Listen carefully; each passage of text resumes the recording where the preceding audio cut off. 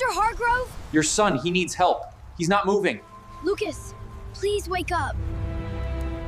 I stayed with him. The phone rang with an unknown number flashing on the screen, the kind that most people swipe away without a second thought. But on that crisp autumn afternoon in Chicago, something made William Hargrove pause. He was in the middle of a high-stakes conference call in his sleek downtown office, surrounded by executives debating the next big merger for his tech empire. The voice on the other end was small, hesitant, but laced with urgency, a young girl's whisper cutting through the static of city traffic and distant sirens. "Is this Mr. Hargrove? Your son. He's hurt bad. He's not moving." Time froze. William's world, built on algorithms and billion-dollar deals, shattered in an instant. Who was this child? And how had she stumbled upon his only son, Lucas, lying unconscious on a gritty South Side street? Little did he know, this call would unravel his carefully constructed life, forcing him to confront neglect, privilege, and the raw humanity he'd long ignored. William's heart pounded as he demanded details. The girl, her voice trembling but resolute, explained. Lucas had been jumped by a group of older teens near a rundown playground on 63rd Street, not far from Inglewood. He'd hit his head on the pavement, blood pooling around him. "I found his phone in his pocket," she said. "Your number was in his emergency contacts." William didn't hesitate. He ended the call abruptly, barked orders at his assistant to ready the private jet. Wait. No, a helicopter from the rooftop pad would be faster. As the chopper lifted off, slicing through the hazy Chicago skyline, memories flooded him. Lucas's 10th birthday party last month, where William had arrived late with an extravagant gift, a custom drone, but left early for a board meeting. The boy's quiet disappointment, those two words, "Bye, Dad," echoing like an accusation. Now, Lucas might never speak again. The flight felt eternal, each minute a torment of what-ifs. 9 minutes later, the helicopter touched down in a nearby vacant lot, rotors whipping up dust and leaves. William sprinted toward the flashing ambulance lights, his expensive loafers pounding the cracked sidewalk. Paramedics were loading a small, limp figure onto a stretcher. "That's my son," he shouted, pushing past a police officer. Lucas's face was ghostly pale, a gash across his forehead matting his sandy hair with blood. One eye swollen shut, lips cracked and dry. William dropped to his knees, his voice breaking. "Lucas, buddy, wake up." No response. A medic pulled him back gently. "Strong pulse, sir, but we need to get him to Northwestern Memorial. Possible concussion, maybe worse." As they wheeled Lucas away, William caught sight of Hera, a tiny girl standing a few feet off, no more than 7, bundled in a faded green jacket too big for her frame.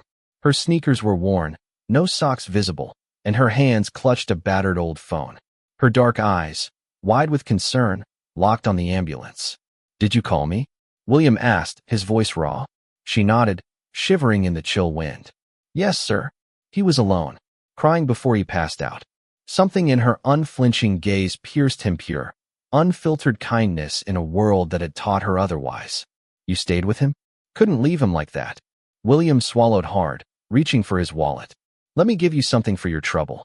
She stepped back. "No, sir. I don't want money. Just wanted someone to come for him." Those words landed like a punch, exposing the chasm in his own life. He wrapped his scarf around her shoulders instead. "I'm William. What's your name?" "Mia." As the ambulance doors closed, Mia waved a small, solemn gesture that haunted him. That night in the hospital room, machines beeping steadily, William sat vigil by Lucas's bed.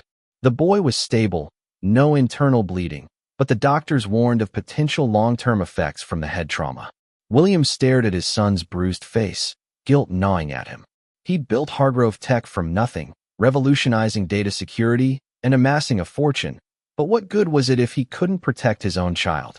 A nurse interrupted his thoughts. The little girl who college still in the lobby. Brave kid.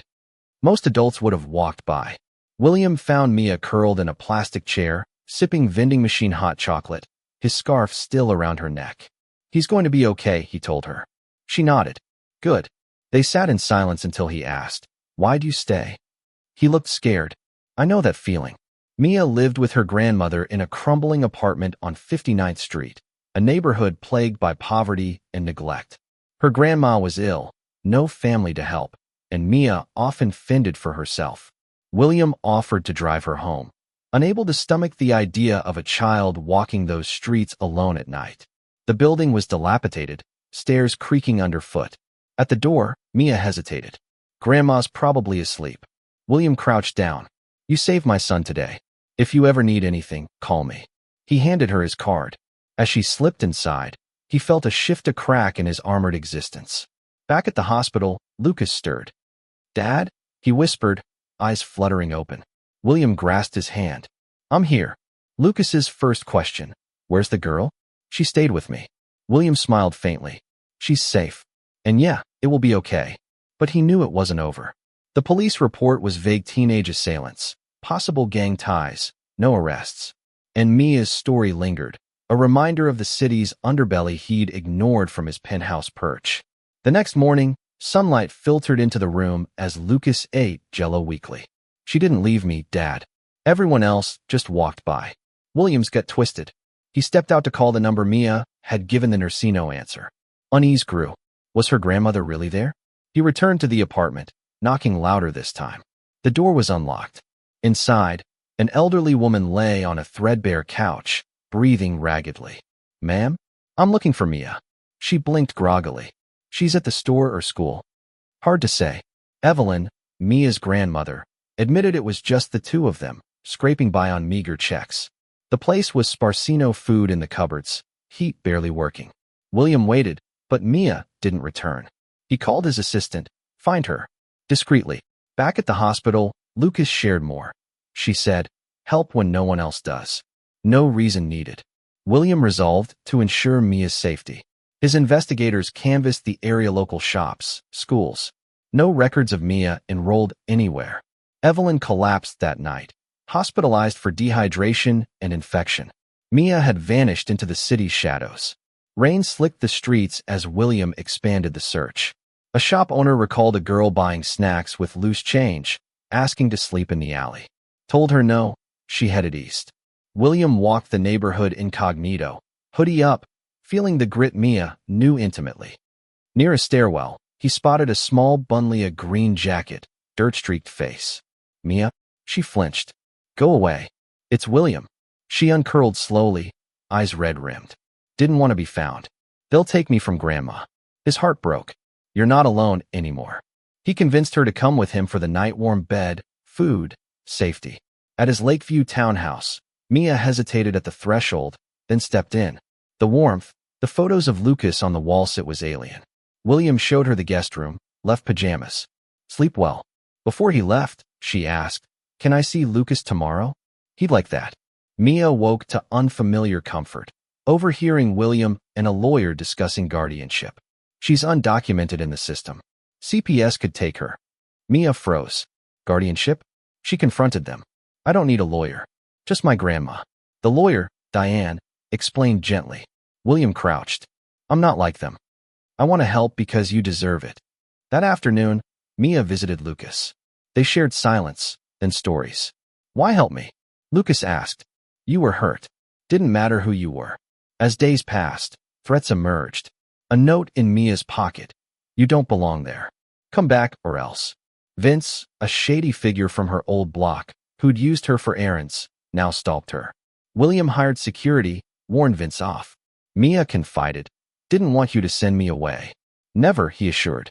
Media caught wind. Tech mogul takes in street kid who saved his son. Lena Voss, a blogger, twisted it into scandal, charity, or control. Mia faced whispers at her new school. She responded with a video. "I'm not a pawn. I chose this."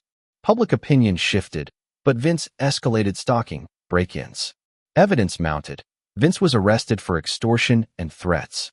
Legal battles intensified. CPS questioned William's motives. Evelyn supported him. "He's good for her." The judge granted guardianship. Mia settled, bonding with Lucas, visiting Evelyn. She started advocating, speaking at youth centers, inspiring others. Years later, Mia thrived, running programs for at-risk kids. The family: William, Lucas, Mia, Evelyn, gathered under Chicago stars, healed and whole. What do you think about the themes of violence and injustice in this story?